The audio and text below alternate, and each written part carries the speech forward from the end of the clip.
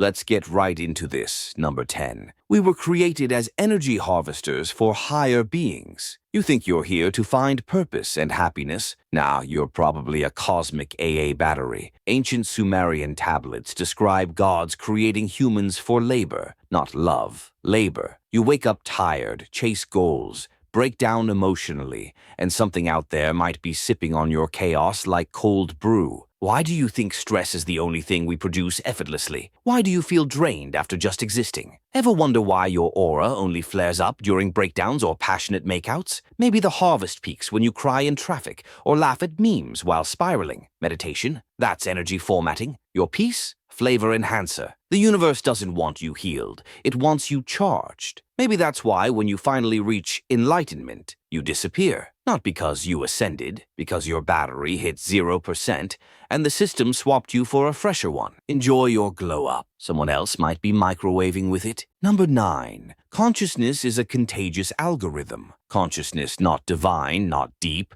just an emotional Trojan horse. Studies show mirror neurons make us copy people without thinking. Someone yawns, you yawn. Someone cries, you cry. One person buys a juicer. Suddenly you're juice cleansing and talking to your blender. Social contagion is real. Thoughts, emotions, even voting behavior spreads like brain Wi-Fi. Maybe your unique self is just a remix of other people's glitchy code. Ever notice how your beliefs shift depending on who you're near? That's not growth, that's environmental programming. Depression, ambition, nihilism, all can go viral. You're not self-aware. You're just emotionally updated. Thought isn't sacred, it's downloaded. Maybe every time you change your mind, it's because someone near you just sneezed an idea into your cortex. You're not evolving, you're sinking, which means your last identity crisis? Probably just a software update with bad patch notes. Number 8. The moon is a surveillance construct. You gaze at the moon, feel romantic, write poetry. Meanwhile, it's watching. That's not paranoia. It's a legitimate theory. NASA once triggered a moonquake and the damn thing rang like a bell for hours. Natural rocks don't do that. Ancient myths call it the eye in the sky. It's perfectly circular, sits at the perfect distance to block the sun in eclipses and its orbit. Too suspiciously clean. Plus, it literally controls the tides. What other rock has that kind of pull? You don't question it because it's pretty, but so is your phone camera, and you still tape over it. Maybe the moon isn't reflecting sunlight, it's beaming data back to its factory settings. Maybe it's a giant cosmic Ring doorbell, and we're the raccoons on the porch. Lunar cycles match mood swings, reproductive rhythms, even stock market shifts. So next time you feel watched under moonlight, you probably are. Smile wide, your planetary supervisor is listening. Number 7. Humanity rebooted multiple times through resets. This isn't humanity's first rodeo. It's our 7th attempt at not falling on our face. Flood myths pop up in every ancient culture like recurring warnings. Cities like Dwarka, Yonaguni, and the Bimini Road sit underwater, hinting at erased civilizations. The Great Pyramids, Göbekli Tepe, and other megaliths. Architectural leftovers from versions of humanity that didn't back up their data. Every reset wipes memory, but not the urge to repeat mistakes. We rebuild on fault lines, trust narcissists in suits, and think AI is cute. Deja vu? That's the system recognizing a loop. Atlantis wasn't mythical, it was unlicensed software. And each time we reboot, we come back a little dumber with faster Wi-Fi. Look at TikTok. You think this is evolution? Nah, it's a post-crash recovery file. Maybe dinosaurs weren't wiped out. Maybe they got promoted. At this rate, humanity isn't progressing. We're speedrunning extinction with extra filters. Number 6. We are inside a child's dream simulation. You ever trip on your own shoelace and land face first into emotional crisis? That's not bad luck. It's dream logic. This theory says we're in a simulation dreamt up by a cosmic child during nap time. That would explain everything. Time skips, memory lapses, and why some people remember things that never happened. Gravity, just a mood. Physics glitches, buggy dream rendering, lucid dreams, deja vu, quantum weirdness. They're all just side effects of being NPCs in a dream server running unstable code. When that kid rolls over,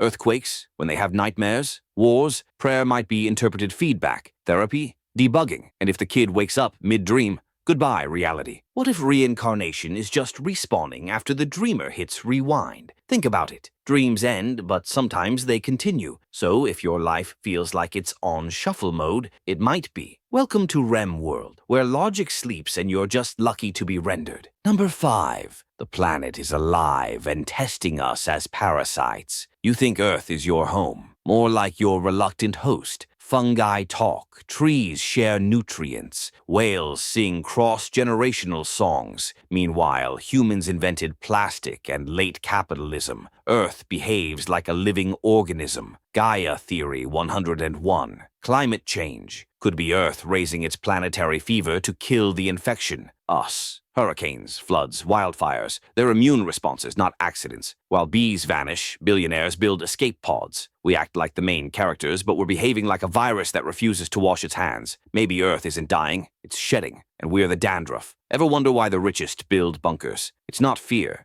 it's guilt. Earth isn't helpless, it's healing. And if we don't evolve into something symbiotic, we won't be evicted, we'll be composted. So, recycle, hug a tree, apologize to your houseplants. Because if Earth has antibodies, we're not on the VIP list. We're the test case labeled failed biological experiment, #349. Number 4. Free will is just a side effect of entropy. You think you made a choice? You're adorable. Neuroscience shows brain decisions happen milliseconds before you're aware. Entropy, the universe's craving for chaos, maybe scripting your life like a distracted playwright. You didn't choose that weird haircut. Thermodynamic drift did. Your love life, just a molecular soap opera. Free will feels real because it needs to. Otherwise, you'd scream into the void every Tuesday. But what if every choice is just randomness dressed up in confidence? Like entropy in cosplay. Chaos governs molecules, stars, traffic, and your last breakup text.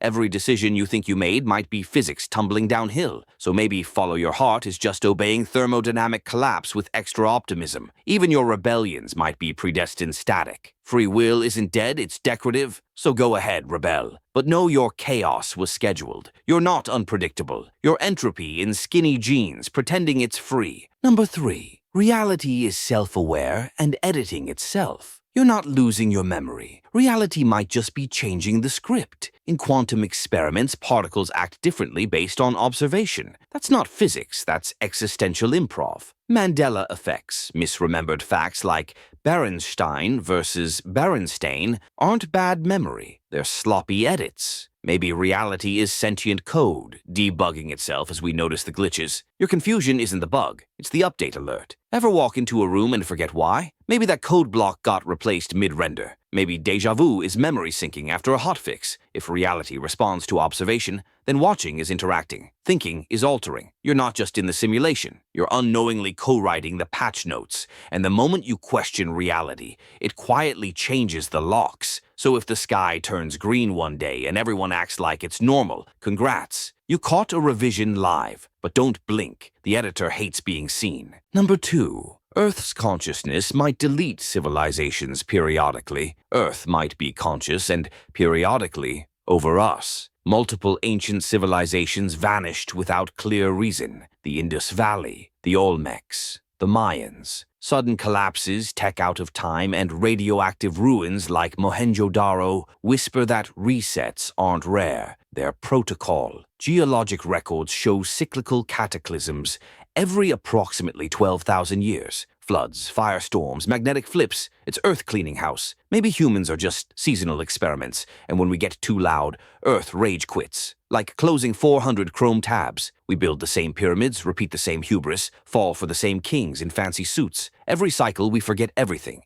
then reinvent stress and concrete. Maybe Atlantis wasn't mythical, it was overwritten. Maybe the next update is pending. Civilization isn't linear, it's disposable. And if this is Earth's test, we're failing loudly. The question isn't will we collapse, it's when's the next reset, and will it come with patch notes? Number 1. The universe is trying to wake up through us. You're not just a human, you're a neuron. This theory says the universe is unconscious matter, slowly waking through complexity. First dust, then stars, then cells, then memes. Every brain cell that fires might be a micro-yawn in cosmic consciousness. Your dreams aren't random, they're test patterns. Your questions? Ping signals, black holes as synapses, galaxies as thought clusters. That aha moment you had in the shower might have been the universe blinking. Maybe we're not meant to conquer space, but to remember it. Ancient mystics said, as above, so below, because